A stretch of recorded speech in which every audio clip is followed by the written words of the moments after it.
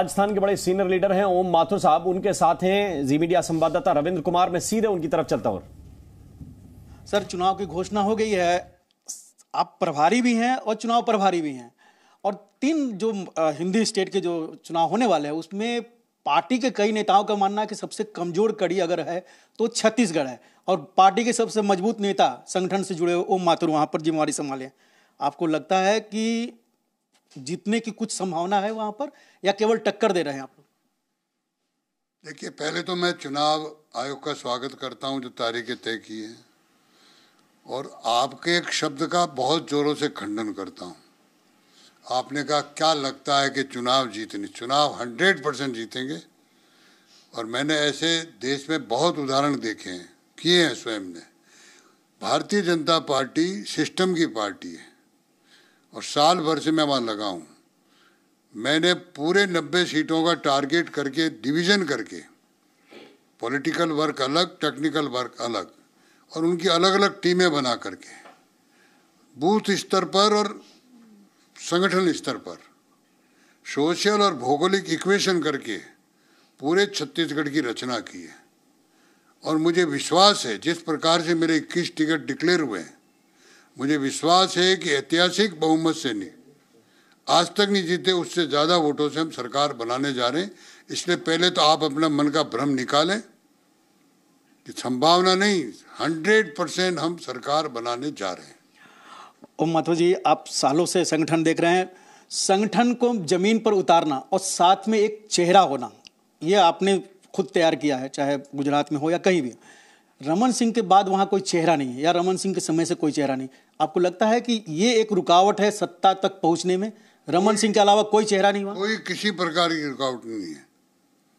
मैं जब मध्य प्रदेश गया तब वहाँ बहुत बड़े बड़े स्टॉल, उमा जी कहीं नहीं थी, और उमा जी ले गए थे, मुख्यमंत्री बन गई।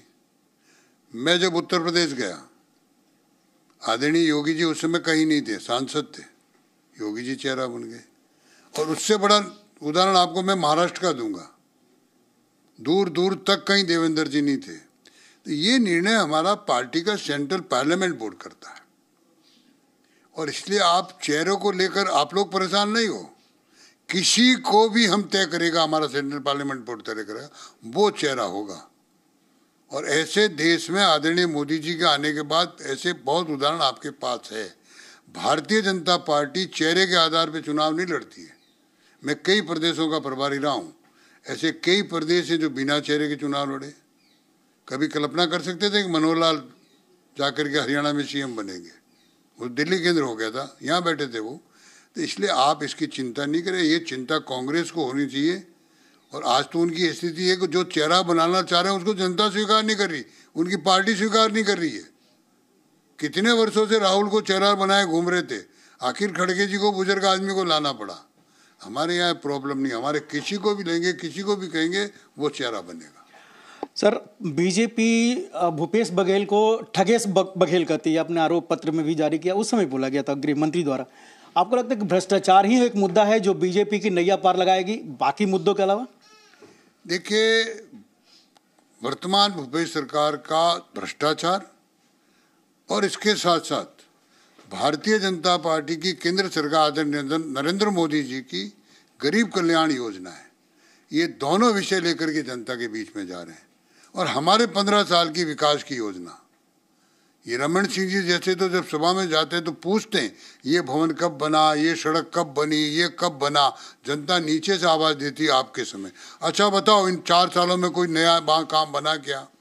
तो वर्तमान छत्तीसगढ़ सरकार का भ्रष्टाचार, आदरणीय नरेंद्र मोदी जी की गरीब कल्याण योजनाओं को लेकर जनता के बीच में जा रहे हैं, और जनता का जबरदस्त रेस्पॉन्स मिल रहा है।